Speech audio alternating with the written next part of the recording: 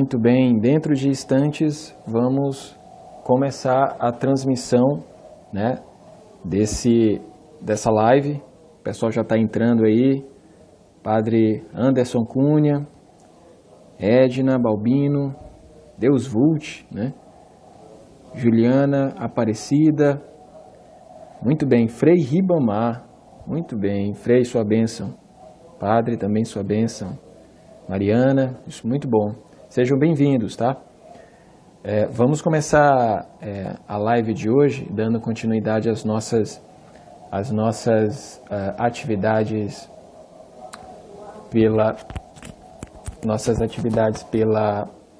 pelas mídias, né, pelas redes sociais. Nós temos como tema de hoje, né, a vida, falar um pouco mais sobre a vida de um grande santo da Igreja Católica, que é São Pedro Fabro, e também falar dos primórdios, né, da Companhia de Jesus, essa ordem que teve inicialmente, né, a ideia de ser uma ordem militar, porém é uma ordem de professores, né, que levaram o Evangelho de Nosso Senhor Jesus Cristo a quase todos os pontos que a gente possa imaginar do globo, né, as Índias, no Brasil também, e hoje nós teremos aí colaborando muito com a gente, né, a presença do Álvaro Mendes. Nós vamos chamá-lo agora, né, ele já deve estar já online, nós vamos chamá-lo para participar dessa live.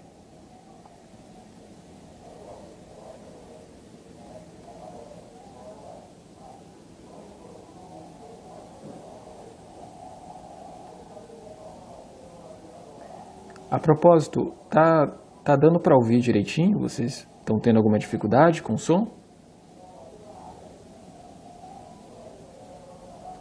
A Dani também já está presente, Lorival, Marcel Guedes, sejam bem-vindos.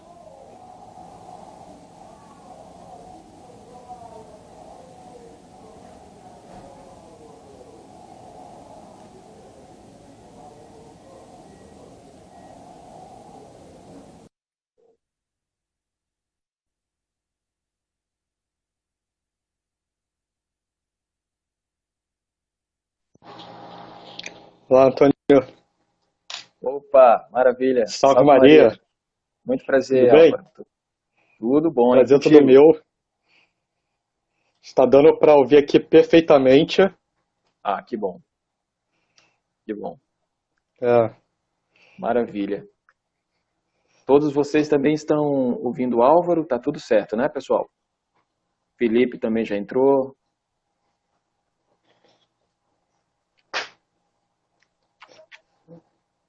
Bem, então acho que a gente pode começar, né? podemos?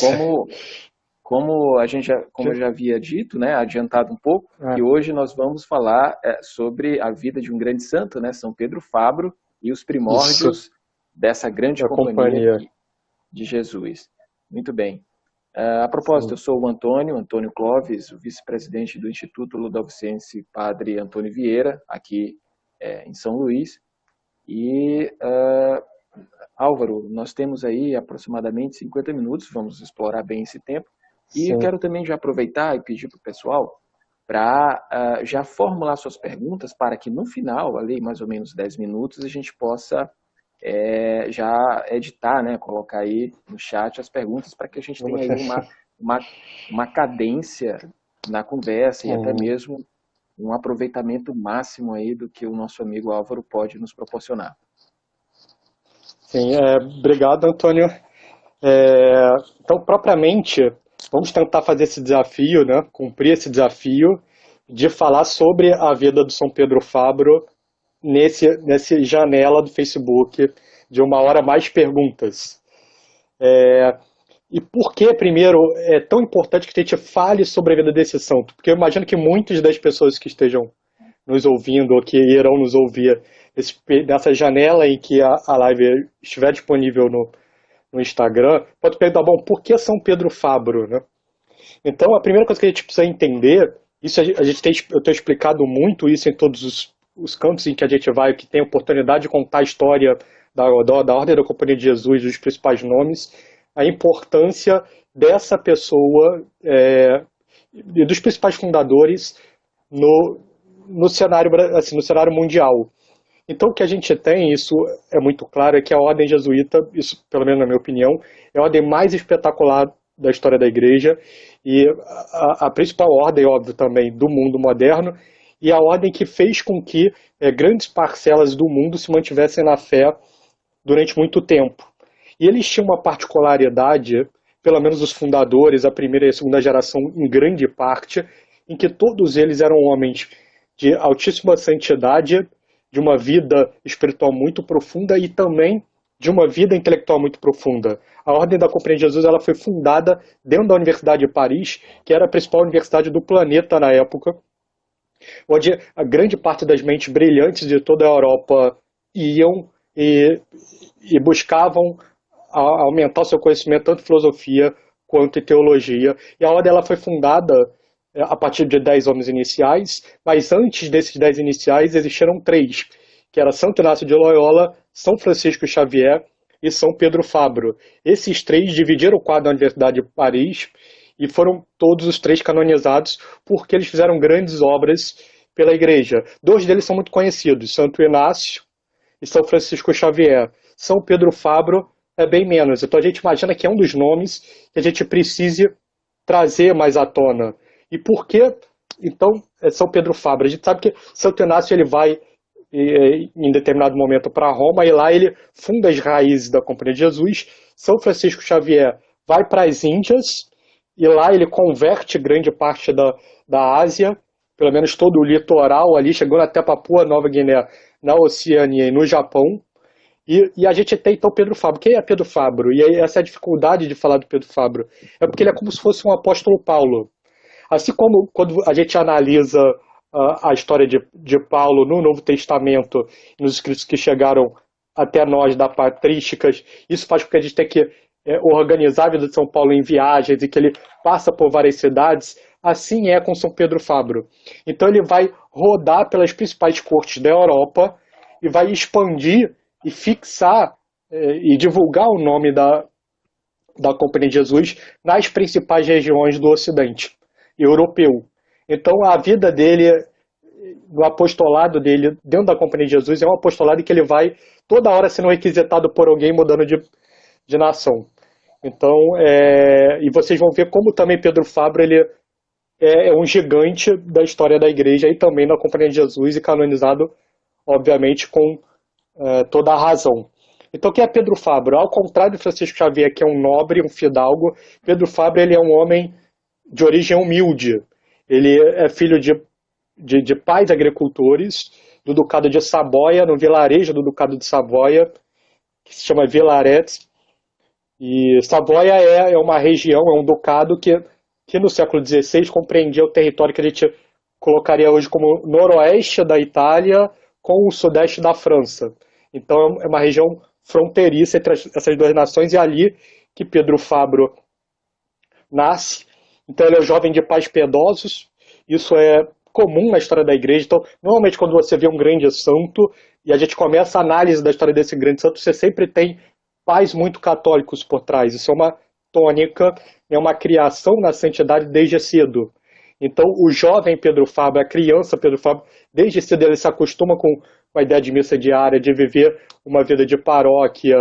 Com 7, 8 anos, tem relatos no vilarejo de que ele subia em pedra para pregar para as criancinhas. Ele pouco brincava, a vida dele toda, já desde criança, já tinha a ver com ou ele estava rezando ou estudando. Então isso faz com que os pais dele se empolguem com a perspectiva do garoto se tornar um grande intelectual e colocam Pedro Fabro aos cuidados de um professor muito reconhecido na região, que tocava um colégio, que era o doutor Pedro Veilardia. Com esse doutor, Pedro Fabro vai passar 10 anos da sua vida, mais ou menos entre os 9 e os 19 anos, estudando diariamente, tendo uma vida de oração profunda, e ele se desenvolve muito. Então, nesse período, ele vai aprender grego, latim, retórica, alguns conceitos de filosofia e teologia, vai se aprofundar na vida espiritual. Então, a gente vê muito essa vida já católica do Pedro Fabro já desde criança. Você vê como isso é um padrão dentro da Companhia de Jesus, de grandes homens que vão se projetar depois para todo o continente europeu. Então, por exemplo, aos 12 anos dizem que ele tem um chamado muito forte de Nossa Senhora, e já com 12 anos ele já faz um voto de pureza, de se manter casto pela vida inteira, né? E com 7, 8 anos também há uma história no vilarejo de que ele era, como o pai dele era agricultor, etc., ele cuidava de um rebanho de cordeiros. Em certo dia ele se afastou um pouco do vilarejo e, não encontrando água, ele começou a bater numa pedra e rezar, e dessa pedra começou a sair uma fonte de água que até hoje roda lá, existe, pelo menos até quando o período da biografia, inclusive nos momentos de grande seca, em que era inclusive a fonte chamada Fonte de Pedro Fabro. Então esse menino católico que vai se desenvolver uma vida intelectual muito profunda, e depois de 10 anos tendo essa vida intelectual muito profunda junto com o Dr. Pedro Velarde, ele vai ver, bom, agora não tem mais o que eu ensinar para ele.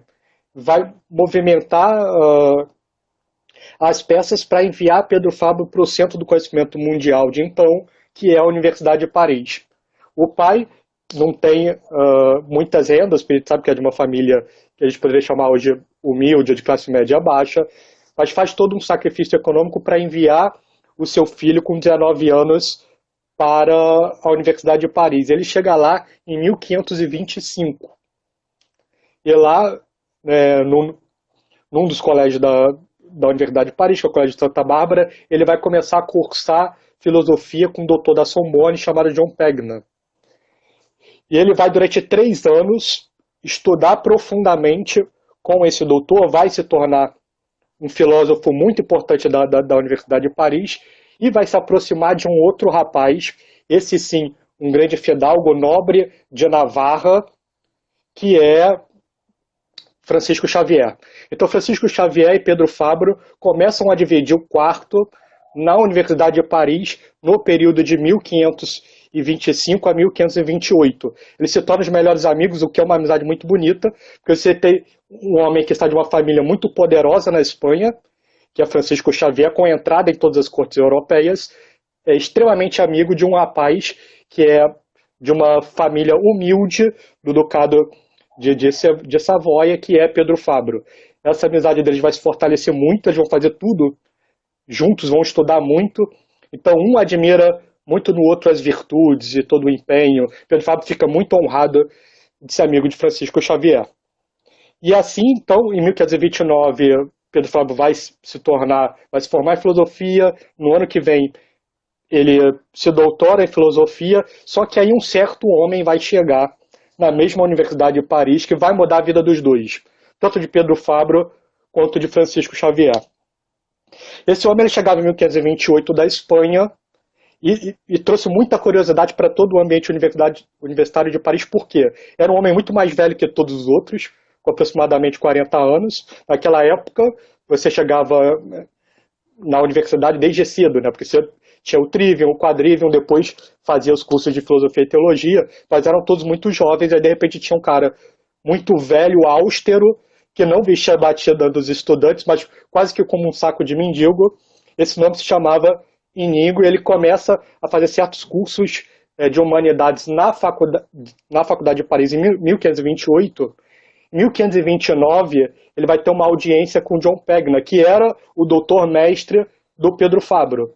E como Pedro Fabro estava se doutorando em filosofia, qual foi a ideia de John Pegna? Bom, unir os dois. Então ele pegou o Inácio e sugeriu: olha, Inácio, por que você não tem aulas com o Pedro Fabro? E aí o Inácio aceitou, ele começou a ter aulas com o Pedro Fabro e eles começaram a se tornar amigos no exato instante em que Pedro Fabro começou a ensinar tudo que ele sabia de filosofia para Inácio de Loyola. E Inácio se aproximou muito de Pedro Fabro e começou a ajudá-lo muito com a parte espiritual. Eles começaram a se tornar grandes amigos na Universidade de Paris, e a gente vê essa melhora cada vez mais forte na vida de Pedro Fabro, A gente sabia, então, lá desde o início, que o Pedro Fabro ele já era um grande intelectual católico, mas naquela época, no auge da sua juventude, ele se sentia tentado por tentações de todos os tipos, de poder, vanglória. Ele estava no centro do conhecimento humano, até de questões sexuais. Ele começa a se aproximar de Inácio. Inácio começa a dirigi-lo espiritualmente, encaminha ele para uma confissão geral, etc. E tem um diálogo, isso numa das biografias, né, que é de Philip Miller, que é muito bonito e que mostra muito esse estado de espírito de Pedro Fabro, em que uma vez, muito agoniado por todos esses assaltos, ele vai perguntar para Santo Inácio de Loyola, né, para Inácio de Loyola: bom, como é que eu posso seguir o caminho direito que a igreja me pede, se sempre existe essa parte corporal, essa parte do mundo que me joga para o outro lado? E aí Inácio vai dizer, simples, trabalhando a questão da força de vontade. Pedro Fabro continua questionando, mas como isso, se as paixões são tão fortes? E aí ele vai falar dos exercícios espirituais, apresentar essa ideia. Então, Inácio de Loyola começa a ganha esse sentido Pedro Fabro, e Pedro Fabro fica tão amigo de Inácio que ele começa a falar isso para o Francisco Xavier. Só que Francisco Xavier, ao contrário de Inácio, ele não era de uma família humilde, etc. Ele era um homem muito cortejado, etc. E a imagem de Inácio de Loyola para Francisco Xavier era completamente repugnante. Então Francisco Xavier não conseguia ver Inácio, e toda hora que o Pedro Fabro contava sobre o Inácio de Loyola para Francisco Xavier ficava contrariado. E aí, em certo momento, Pedro Fabro pede para o Inácio, tem a ideia de pedir para Francisco Xavier para o Inácio morar junto com eles dois. E aí Francisco Xavier fica muito contrariado, mas acaba acendendo ao pedido do amigo, então Inácio vai para o quarto em que estavam dividindo, né, tanto Pedro Fabro quanto Francisco Xavier. Os três dividiam no mesmo quarto na Universidade de Paris. Pedro Fabro, ele vai então ser 2 anos, por mais 2 anos, trabalhar a questão espiritual junto com Inácio de Loyola. Inácio de Loyola viria a converter Francisco Xavier. Isso seria assunto para uma outra live, mas viria a converter Francisco Xavier. E aí eles têm um quarto na Universidade de Paris todo convertido. E aí Inácio de Loyola, por causa da sua reputação, outros homens começam a chegar na Universidade de Paris, ou então virem para a companhia, graças à projeção de Inácio de Loyola. Em 1534, o Pedro Fabro vai ser o primeiro dos 3 que vai se tornar sacerdote.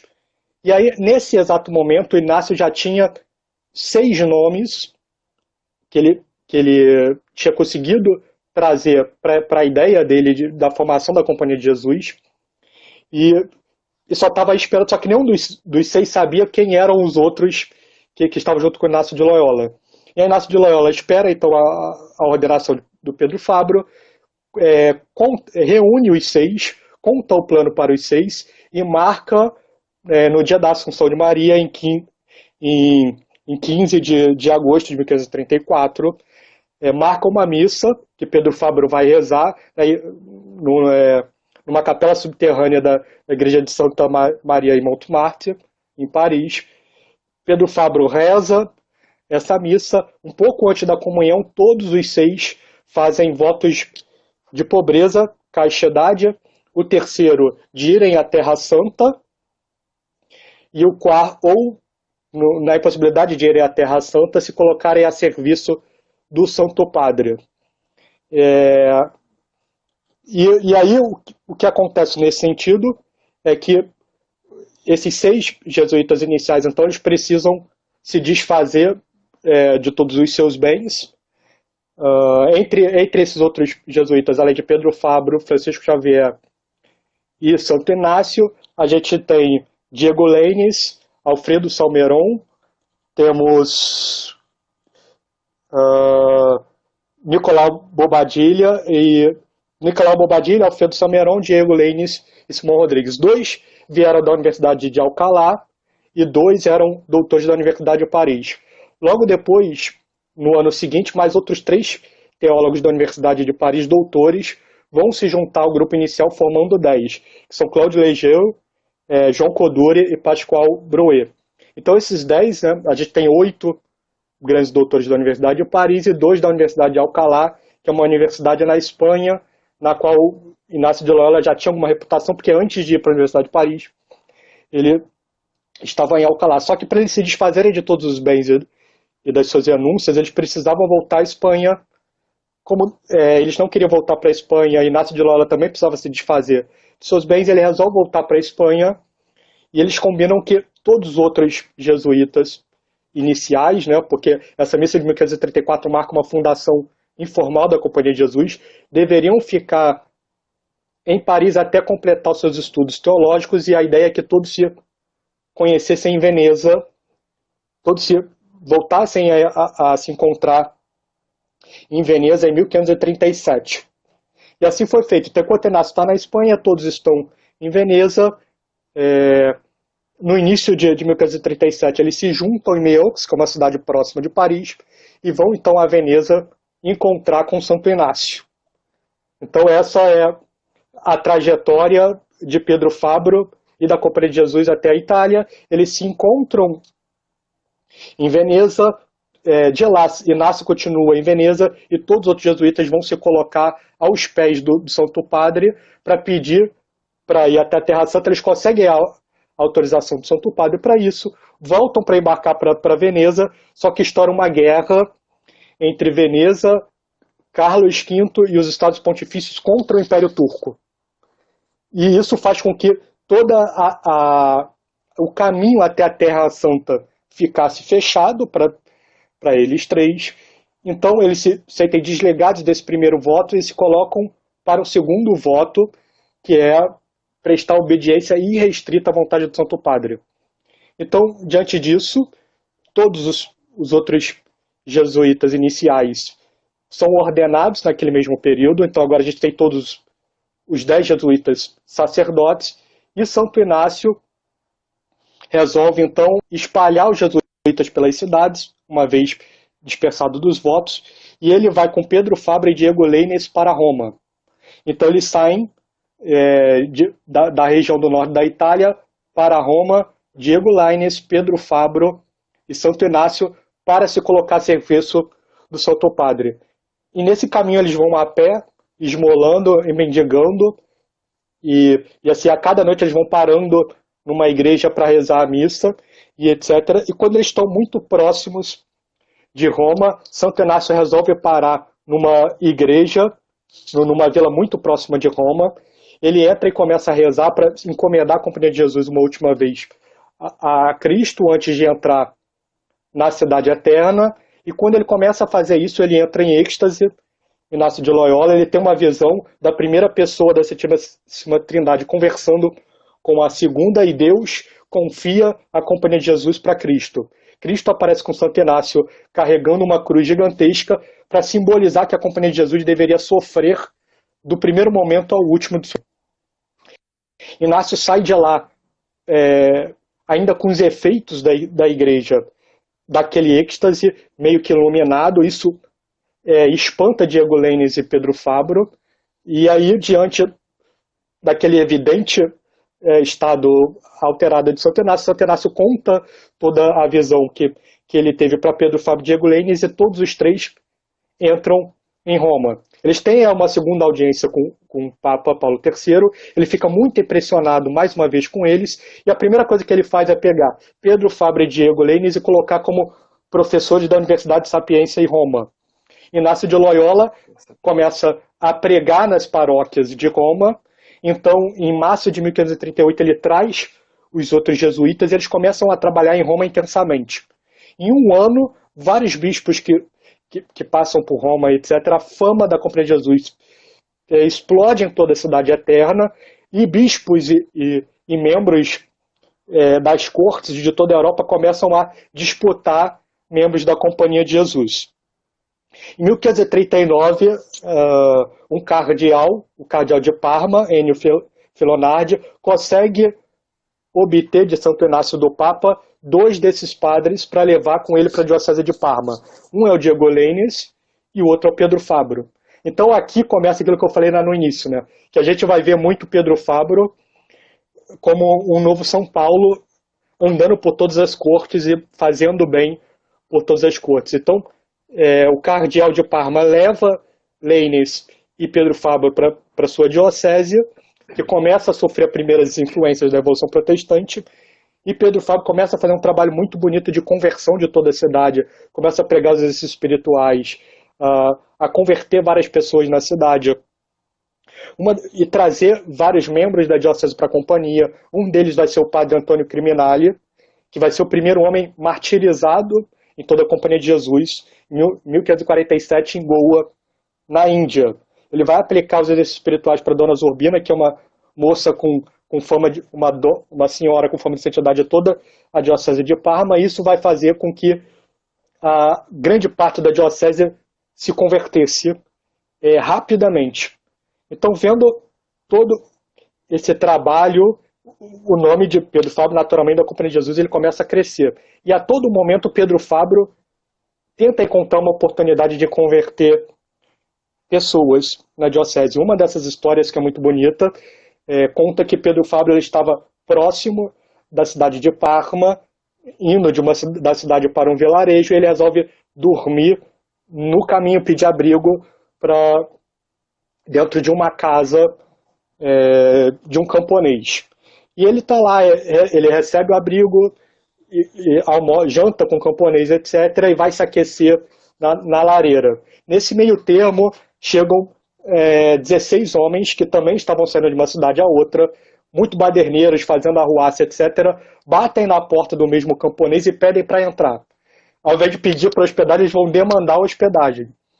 Então, aquela coisa bem de filme mesmo medieval, né? Daqueles homens com pouca educação, nada de religião. Eles entram dentro da casa, começam a fazer baderna, beber, etc. E a todo momento que eles estão ali na sala fazendo a baderna, aqueles homens, eles estão vendo Pedro Fabro se aquecer ali no fogo em silêncio. E um dos 16, muito incomodados, começa a assediar o padre. E você, padre estúpido, o que você está fazendo aí que não fala nada, etc., não vai compartilhar da nossa amizade?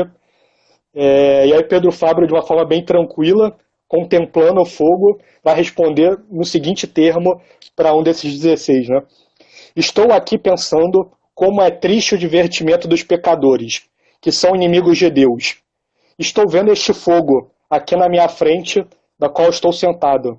E este fogo traz vivamente à minha memória um inferno para o qual esses homens miseráveis já estão condenados.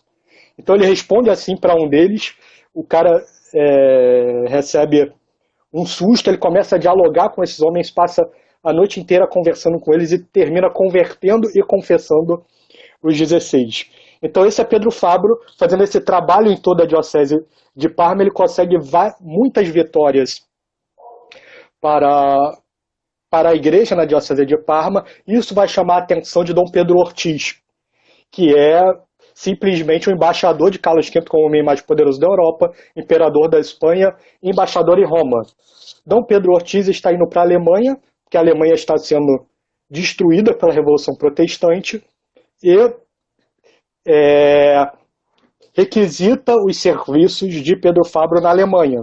Então, aquilo que eu falei, a ideia de um São Paulo na Europa aí. Então, Pedro Fabro entra na corte de Dom Pedro Ortiz e segue para a Alemanha. Então, ele segue para a Alemanha, e a Alemanha está com várias dietas, que são encontros entre as nobrezas, como se fossem congressos temporários para deliberar sobre algum determinado fato. E aí, isso em 1541. Né? Então, em 1541, Pedro Fabro ele chega na dieta de Worms, que é uma das cidades da Alemanha, onde tem 11 católicos debatendo com os protestantes. A coisa não está muito favorável para os católicos ali. Ele fica muito contrariado com aquilo. Os 11 católicos não são grandes teólogos, etc., estão claudicando ou são covardes, etc. A dieta de Worms ela é transferida para uma segunda cidade, em Spires. Então ele se move para lá, e aí ao invés de ser 11-11, a coisa vira 1-1, Melanchthon entre os luteranos e Doutorec pelos católicos. Depois há um novo cancelamento e a dieta ela é transferida para Ratisbona. Então, Pedro Fabro aí, ele trabalha em Worms, Paris e Ratisbona. Só que o que acontece? Como a dieta, ela traz toda a nobreza, tanto da Alemanha quanto Carlos V, como o grande imperador que é, ele traz a nobreza também da Espanha, da Itália e da Alemanha, e todos estão reunidos no mesmo lugar. Pedro Fábio está muito frustrado com a falta de combatividade dos católicos, ele começa a escrever para Santo Inácio. Então eu recortei algumas falas para mostrar para vocês verem como os jesuítas de antigamente eram diferentes dos jesuítas de hoje, né? Então ele vai dizer: não acredito neste plano para trazer a Alemanha para a fé. Esses protestantes dizem que só querem reformar a igreja. E existem muitas pessoas ignorantes e estúpidas o suficiente para acreditarem neles. É realmente uma coisa melancólica ter que ver a cegueira que se debateu sobre essa nação. Em Paris ele vai falar: corto meu coração ver a Alemanha, antes a glória da cristandade, ameaçada agora de uma ruína total, e descobri que o imperador tão grande e sábio, com todos os seus ministros, e um corpo tão digno como essa dieta, são totalmente impotentes para reparar esse náufrago da fé. E ele vê que a ideia dos debates não está funcionando pela má fé dos protestantes, e o que ele começa a fazer então? A trabalhar a conversão das cortes. Então ele começa a fazer direção espiritual a todos os membros das três cortes, ele começa a recebê-los. Os membros das cortes da Espanha, da Itália e da Alemanha começam a perceber o alto grau de santidade de Pedro Fabro, ele começa a aplicar os exercícios espirituais, e aí começa a rodar entre essas cortes vários testemunhos de homens que não eram católicos e passaram a ser católicos, ou de homens que eram católicos e começaram a se aprofundar na fé a partir de um contato maior com Pedro Fabro. Então, o nome da Companhia de Jesus começa a circular cada vez mais forte por toda a Europa. Esses homens começam a se sentir cada vez mais impelidos no dever de defender a fé. Então, a gente vê no primeiro momento Pedro Fábio trabalhando na corte de Parma e agora fazendo o seu bem por várias regiões da Alemanha. A Companhia de Jesus ela continua a crescer. Em 1540, o Papa Paulo III assina a bula de constituição da Companhia de Jesus. A reputação da companhia cresce muito. A gente tem Dom João III, que é o rei de Portugal, talvez o rei mais católico da cristandade, então até mais do que Carlos V. Ele percebe rapidamente, de uma forma visionária, o quanto a Companhia de Jesus seria benéfica para o mundo. Então já em 1540, no ano de fundação da Companhia de Jesus, ele já começa a requerer para Santo Inácio vários sacerdotes. Então ele manda mensagem para Santo Inácio, para o Papa, pedindo 6 dos padres da Companhia de Jesus. Santo Inácio toma um susto: como assim 6? Nós somos só 10. E aí negocia com Dom João III o envio de 2 dos 10. Então o padre Simão Rodrigues é enviado para a corte de Dom João III, e o padre Francisco Xavier é enviado à corte de Dom João III. Dom João III vê esses 2 homens, fica apaixonado por eles e quer manter os 2 em Portugal.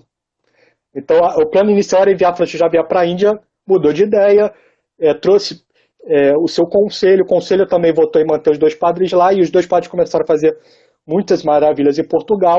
Chega em Roma a notícia de que Dom João III queria manter Francisco Xavier em Portugal, e Inácio escreve para o rei pedindo para enviá-lo à Índia. Então o rei, como grande católico que é, recebe aquela carta de Inácio de Loyola com um mandado de Deus e envia, muito a contragosto, Francisco Xavier para a Índia, mantendo Simão Rodrigues em Portugal para ajudar na fundação da Companhia de Jesus em Portugal e na Universidade de Coimbra, que então vai para o controle de jesuítas. E aí, com isso, Pedro Fabro e Francisco Xavier nunca mais vão se ver, né? Então, o último momento que eles se veem é na Itália. E com a constituição da Companhia em 1540, a gente tem, em 1541, a necessidade de fundação, de eleição do primeiro superior geral da Companhia de Jesus. Simão Rodrigues, a gente sabe, Francisco Xavier estão em Portugal, em 1541. Logo depois, Francisco Xavier vai para as Índias. Pedro Fabro está na Alemanha. Eles enviam seus votos lacrados para Roma e todos os demais padres se reúnem ali para fazer a eleição. Todos os 10 elegem Santo Inácio em primeiro lugar, e o interessante é que as pessoas que estavam distantes enviaram o segundo voto.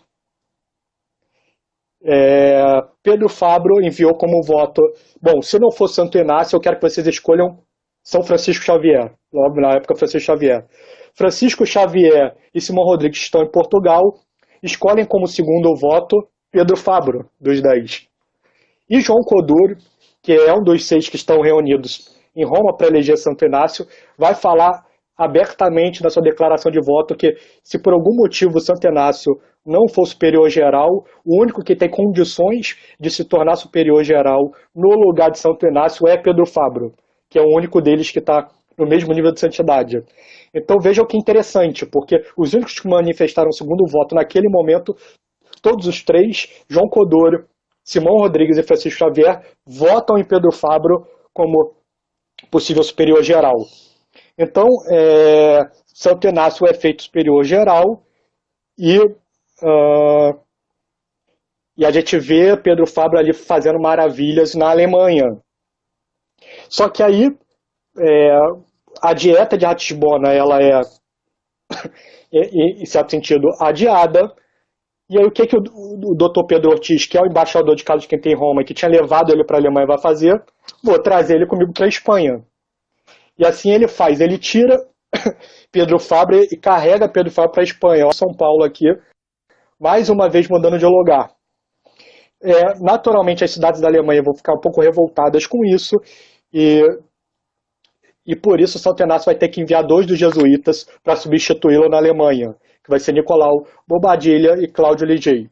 Então eles vão rumo à Espanha, e a gente sabe que da Alemanha para a Espanha existe toda uma França aí por seguir. Eles passam perto do seu vilarejo no Ducado de Savoia. Ali eles ficam hospedados na casa de um nobre, que é Dom Marc de Arenton, isso Dr. Pedro Ortiz e Pedro Fabro. E Pedro Fabro, então, ele começa a rezar na igreja ali por uma semana, todas as noites, etc. E a filha do Dom Marc resolve um dia ir com seus amigos ver por que Pedro Fabro ficava, como é que Pedro Fabro passava a madrugada inteira rezando, né? E aí ela chega na igreja e ela toma um susto, porque ela encontra Pedro Fabro em um êxtase contemplativo com o rosto meio que pegando fogo. Então aquela imagem para ela é tão forte que ela, e para os amigos, etc., que depois ela vai depor isso no processo de canonização. Então a gente já vê aqui um êxtase de Santo Inácio no caminho para Roma, e um êxtase testemunhado por pessoas, né, e um êxtase de Pedro Fabro também. Então a gente vê as maravilhas da companhia surgindo em todos os lugares. Eles passam por França, a França está em guerra com Carlos V, na fronteira são presos, e aí Pedro Fabro começa a tentar converter os soldados, faz direção espiritual nos soldados. Depois os soldados ficam muito impressionados com Pedro Fabro, são apresentados para o general da guarnição. Pedro Fabro faz uma confissão geral no chefe da guarnição, etc., e converte ele também, e aí ele resolve, depois de convertido, libertar Dom Pedro Ortiz e Francisco Xavier e Pedro Fabro, e eles chegam na Espanha. Então vejam que Pedro Fabro ele sai de Parma, vai para a Alemanha, passa por várias cidades da Alemanha, expande o nome da companhia na Alemanha, faz uma trajetória passando pela França e chega pela primeira vez na Espanha. E na Espanha ele começa a pregar por várias cidades com outros dos padres iniciais, que é o Padre Antônio de Araoz, e eles começam também a falar em praças públicas, reunir muitas pessoas, a converter muitos nobres em toda a região. Eles conhecem as filhas do imperador, e ele fica tão próximo das 2 filhas, das irmãs, né, na verdade, de Filipe II, aí, que ele consegue trazer dois dos padres que assessoravam essas irmãs para dentro da Companhia de Jesus, que vai ser o padre Aragônio e padre Álvaro Afonso, que vai segui-los. Só que a vida de Pedro Fabro toda é essa correria. Então, assim que ele chega na França, chega na Espanha, ele começa a fazer esse trabalho na Espanha e recebe comunicado de que o cenário na Alemanha continuava a se degringolar. Então, mal ele chega na Espanha, passa alguns meses e precisa voltar para a Alemanha. E aí ele faz esse caminho de volta para a Alemanha, e no caminho de volta ele vai encontrar um homem que vai ser fundamental para a história da Companhia de Jesus, que é Francisco de Borja. Então, vice-rei da Catalunha, Francisco de Borja é um grande príncipe, super piedoso da corte da Espanha, das cortes da Espanha, que é um homem genial. A sua esposa vai assistir uma pregação de Pedro Fabro, vai ficar muito impressionada, vai contar isso para Francisco de Borja. No outro dia, Francisco de Borja chega com a sua corte na região e vai ficar muito impressionado também com Pedro Fabro. E vai convidar Pedro Fabro para um jantar. Pedro Fabro vai mostrar os planos da Companhia de Jesus, todas as maravilhas que estavam acontecendo na Itália, na Alemanha e em Portugal. Então, Francisco Borja começa a ser um patrocinador da companhia e a querer fundar um colégio da companhia. Futuramente ele vai fundar também uma universidade da companhia em Gândia, que é a sua terra natal, e trocar correspondências com Santo Inácio. Então, Francisco de Borja ele já é um homem santo e que naquele ano ali de 1542 ele já tinha passado por uma experiência muito profunda, que é histórico, que é a experiência da morte da esposa de Carlos V. Então, Isabela de Portugal era a rainha mais bonita de toda a Europa, uma imperatriz muito admirada. Ela morre depois de complicações de um parto, e o rei Carlos V coloca como atribuição para Francisco de Borja cortejar o seu corpo até Granada, que é uma região na sul da Espanha. O corpo demora a chegar ali, entra em estado de decomposição muito acelerada. Quando se abre o caixão para Francisco de Borja reconhecer o corpo da imperatriz e poder enterrar esse corpo, o fedor do corpo, o estado de decomposição é tão avançado que algumas pessoas até se retiram, de tão repugnante que é a cena daquela bela rainha completamente destruída materialmente. Francisco de Borja reconhece o corpo e ele vai dizer uma frase que entrou para a história do catolicismo no mundo, que ele vai dizer: juro a partir de hoje nunca mais servir a um senhor que possa morrer. Então, impactado com um pó a que tinha se reduzido a grande imperatriz da Europa, Isabel de Portugal, ele resolve nunca mais servir um senhor que pudesse morrer. E ele faz os votos de que se a sua esposa morresse antes dele, ele largaria tudo do mundo, todos os seus recursos, todo o seu status como vice-rei, duque de Gândia, etc., para ingressar em uma ordem religiosa qualquer. Então esse homem já profundamente transformado espiritualmente é o homem que vai ter colóquios muito santos com Pedro Fabro já em 1542, quando Pedro Fabro está de volta para a Alemanha. Tá? Então, me diga, Antônio, quanto tempo eu tenho, porque a gente tem uma hora só e as histórias são grandes. Eu tenho que ver o que eu... Com certeza. E fascinante também, né? Porque isso faz com que a gente faça uma viagem pela Europa, siga os caminhos, os passos, né? Da Companhia de Jesus. Mas olha, nós temos aí aproximadamente 10 minutos ainda, né? Aí os outros 10 minutos finais seriam para perguntas. Né? Perfeito. Então, vamos tentar continuar andando com ele por mais 10 minutos. Então, ele sai da Espanha, a gente vê que ele contra Francisco de Borja e faz esse movimento de volta para a Alemanha. Ele passa mais uma vez pela cidade de Spires, aplica exercícios espirituais no bispo. O bispo fica tão apaixonado por ele que ele quer largar tudo para entrar na Companhia de Jesus. Só que Pedro Fabro ele pede para o bispo ficar e reformar a cidade, e assim é feito. De lá ele vem para Mans, que é uma cidade maior, convidado pelo cardeal eleitor Alberto de Brandemburgo, e lá ele fica um ano fazendo maravilhas na cidade. Então ele faz todo um trabalho de conversão das almas na universidade, etc.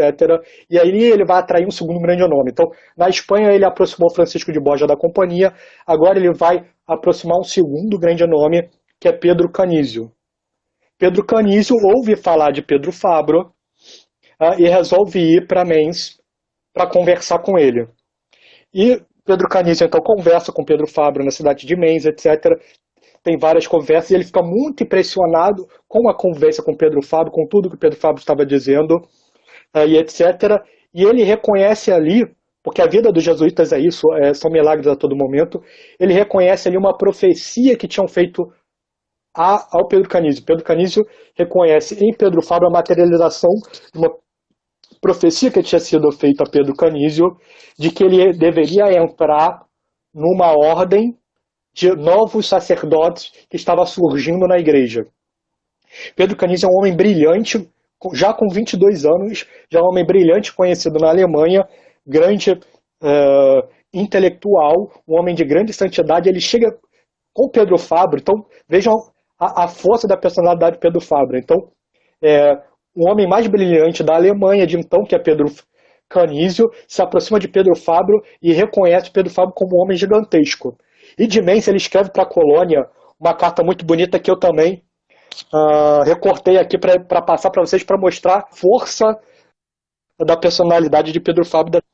Então Pedro Canísio escrevendo para a cidade de Colônia: feliz de encontrar o homem no qual eu procurava. Isso se ele for um homem e não um anjo do Senhor. Eu nunca vi, nem ouvi, um teólogo melhor e mais profundo, nem uma pessoa igual a ele em santidade. Seu único desejo é trabalhar pela salvação das almas em união com Cristo. Se ele está trabalhando, ou falando, ou conversando familiarmente, até sentado à mesa, o que ele diz ou faz está cheio de Deus. Tão grande é o seu crédito e a sua reputação que muitos doutores religiosos e bispos ele o mestre e guia nos seus assuntos espirituais. Então, vejam quem é Pedro Canísio. Pedro Canísio é simplesmente um homem que vai se tornar um doutor da igreja. Então, o doutor da igreja é aquele homem que tem alto grau de santidade, alto grau de desenvolvimento tecnológico, de desenvolvimento intelectual, e que foi reconhecido pela igreja como tal. Existem pouco mais de 30 doutores da igreja e só 2 jesuítas são doutores da igreja. O primeiro é Pedro Canísio, e Pedro Canísio vai dizer nesses termos de Pedro Fabro e ter um Pedro Fabro como que um diretor espiritual. E Pedro Fabro então envia Canísio e aqueles 2 padres que estavam junto com ele para a Espanha para a cidade de Colônia, que é mais complicada, e depois ele vai para a Colônia, onde o arcebispo estava apostatando. Tem uma audiência com o arcebispo, começa a jogar tudo na cara do arcebispo. O arcebispo chega a chorar com isso, e a gente não sabe se esse choro foi verdadeiro ou não, porque depois vão ter alguns problemas relacionados a esse bispo em Colônia. Mas o fato é que, aparentemente, ele ajuda a pacificar um pouco a cidade de Colônia, e aí, de novo, alguém vai tentar tirar Pedro Fabro do lugar onde ele se encontra. Então, ele está trabalhando na Alemanha, e agora quem quer tirar da Alemanha? O mesmo Dom João III que tinha conseguido Xavier Simão Rodrigues de Inácio. Ele vai começar a pressionar o Papa e Santo Inácio para obter Pedro Fabro, porque ele começou a ouvir dos jesuítas que estavam em Portugal as maravilhas que eram Pedro Fabro. Ele consegue essa autorização, então Pedro Fabro precisa ir para a Bélgica para pegar um navio e ir rumo a Portugal. Pedro Fabro sai mais uma vez da Alemanha e agora vai para a Bélgica. Ele para em Louvain, que é uma grande cidade belga, que até hoje tem uma universidade que é talvez a maior universidade católica do mundo, que é a Universidade de Louvain. Só que a gente sabe que é não tão católica. Hoje as coisas, infelizmente, elas são só estruturalmente grandes, mas não espiritualmente grandes, para o nosso desastre. Mas então, era uma grande universidade lá, e Pedro Fabro ele está de passagem por Louvain, porque ele precisava pegar um navio para ir da Bélgica para Portugal. Só que aí, então, ele chega lá e ele se depara com um padre, e é outra história sensacional, que é o padre Cornelius Wichaven, que então estava com vários jesuítas hospedados em sua casa, que saíram da França por causa da guerra, principalmente jesuítas espanhóis que saíram da França por causa da guerra entre o rei Francisco I e Carlos V. Então, eles chegam na Universidade de Louvain, estão na casa do padre Cornélio Wichaven, e o Pedro Fabro começa a contar várias maravilhas. Pedro Canísio conta várias maravilhas do Pedro Fabro para o padre Cornélio Wichaven, que estava em Louvain. E aí, quando o Pedro Fabro chega lá, a ideia era ficar só 2 dias e partir então para Portugal. O padre Wichaven se apresenta para o Pedro Fabro, e aí o Pedro Fabro já vai logo falando: olha só, padre Wichaven, eu sei quem você é, eu sei que você quer a direção espiritual, eu sei que você quer entrar na companhia de Jesus, eu sei que você quer tudo isso, mas tudo isso que você quer não vai acontecer, porque por obediência eu devo pegar um navio e ir para Portugal. Aí o padre Wichaven fala: bom, tudo bem, eu sei que você não pode ir contra a obediência, mas eu posso rezar para Deus, e Deus pode parar até os homens que são obedientes se aquilo lhe agradar. E aí Pedro Fabro ri do gracejo do padre Wichaven. O padre Wichaven reza para o Pedro Fabro ficar em Louvain, e no outro dia o Pedro Fabro acorda com uma febre gigantesca de não conseguir levantar da cama.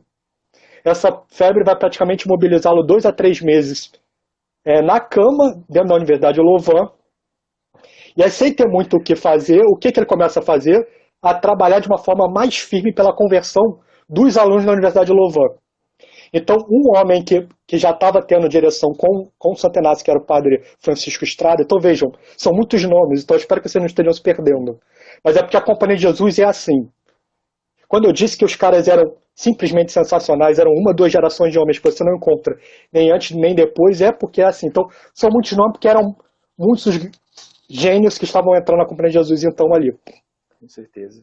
E aí o Francisco Estrada, ele chega em Louvain e Pedro Fabro começa a treinar Francisco Estrada para fazer vários discursos em Louvain, porque ele está mobilizado. Francisco Estrada começa a fazer vários discursos, toda a cidade começa a se aproximar de Francisco Estrada, e Francisco Estrada pegava os caras e mandava para Pedro Fabro, pegava os caras e mandava para Pedro Fabro. Assim, ele conseguiu trazer cerca de 20 jovens das famílias mais ilustres de Louvain e da universidade para dentro da companhia. E aí Pedro Fabro da Cama, ali ajudando a todos e convertendo muitos e trazendo vários para a companhia. Pedro Fabro chega também a fazer um exorcismo em toda a cidade, que também aumenta a sua influência, que é de uma mulher chamada Maria van der Hove. Durante 9 dias Pedro Fabro faz um exorcismo, sessões de exorcismo nela, ela se livra dos demônios de uma vez por todas e entra na ordem carmelita, vai virar freira e também depois isso no seu processo de canonização. E o que vai acontecer nesse processo aí, o padre Wichaven então vai ter tudo aquilo que ele queria, né? Então ele vai ter Pedro Fabro por 2, 3 meses, Pedro Fabro orienta Wichaven, ele faz um treinamento intensivo em práticas ascéticas. O padre Wichaven ele passa por todos os testes que o Pedro Fabro aplica nele, e ele entra na companhia para ser superior da companhia em Louvain. Só que a febre não passava de jeito nenhum. Então os médicos chegaram à conclusão para o Pedro Fabro de que aquela febre, 2, 3 meses, de uma forma intermitente não passando, não era explicável por causas naturais. Então Pedro Fabro lembra daquela conversa que ele teve com o Wichaven, chama o Wichaven para o seu quarto, e chega e começa a conversar com o Wichaven. Olha só, Wichaven, eu sei que você, por causa das suas orações, eu estou nessa cama. Então eu quero que você reze por mim agora para que eu melhore. Aí o Wichaven, irmão, tudo bem. O padre Wichaven rezou, então, naquela noite para o Pedro Fabro, no outro dia Pedro Fabro estava curado. Então vejam a providência divina que prendeu Pedro Fabro por 3 meses em Louvain, para que vários homens ilustres da cidade entrassem na Companhia de Jesus, incluindo o padre Weishaupt. E vários desses homens, então, seriam enviados para a Companhia de Jesus em Portugal. Dom João III não era mole, né? Então, 20 desses homens que foram convertidos foram enviados lá, e um deles entrou no último momento. Então, Pedro Fabro, e aí deveria ir para Portugal, lembre-se. Só que o que aconteceu? O cenário na Alemanha piorou de novo. Então, o arcebispo que ia apostatar e que ele tinha conversado com o arcebispo de Colônia, realmente apostatou. Então, ao invés de ir para Portugal, ele teve que voltar para a Alemanha. Um dos jovens de 18 anos pega ele correndo ali, saindo já da casa do padre Weishaupt, e aí ele pergunta para o jovem, bom, jovem, e aí, que se chamava Maximiliano, você quer pela companhia? Ele sente um apego muito grande para aquilo, entra na companhia, né, sobe a escada, se depara com todos os padres que estavam indo para Portugal, entra na companhia e vai para Portugal também. Então são muitas histórias, eu vou ter que pular algumas coisas pelo tempo, mas ele volta para a Alemanha então, vai trabalhar agora contra o arcebispo de Colônia abertamente, ele chega a debater com porque o arcebispo de Colônia ele apostata e traz ainda Búcio e Melanchthon, que são dois líderes da Revolução Protestante para a cidade. Pedro Fabro faz um trabalho na cidade de Colônia, converte grande parte da população, debate com Búcio e Melanchthon, massacra eles no debate, eles saem correndo da cidade com medo de perder a reputação por causa das humilhações no debate com Pedro Fabro. Pedro Fabro monta uma faculdade em Colônia, então correndo um pouco, né? Monta uma faculdade de Colônia e deixa Pedro Canísio lá, que é aquele homem que vai se tornar o grande doutor da Companhia de Jesus na Alemanha, o apóstolo da Alemanha. Então Pedro Canísio é conhecido como apóstolo da Alemanha. E Pedro Canísio ele vai completar a obra de Pedro Fabro, conseguindo a expulsão do arcebispo Hermann e a substituição do arcebispo em Colônia por um homem santo. Então Pedro Fabro ele sai da Alemanha. Oi. Só uma observação. O nosso tempo está quase esgotando. A gente vai fazer o seguinte: nós vamos fechar essa live e finalizar no início de uma próxima, tá bom? Perfeito. A propósito, esse fato me fez lembrar aquela história do padre Edmund Campion, né, que também debateu, foi massacrado, mas continuou debatendo e conseguiu vencer os debates. Pessoal, fiquem aí, tá? Nós vamos abrir uma nova live. Esse assunto está rendendo e realmente é muito bom. É uma fonte inesgotável de muitas coisas interessantes para a nossa fé católica. Então, vamos lá, pessoal. Álvaro, até daqui a pouco, hein? Até daqui a pouco. Fica com Deus. Vamos e voltamos. Salve Maria. Salve Maria.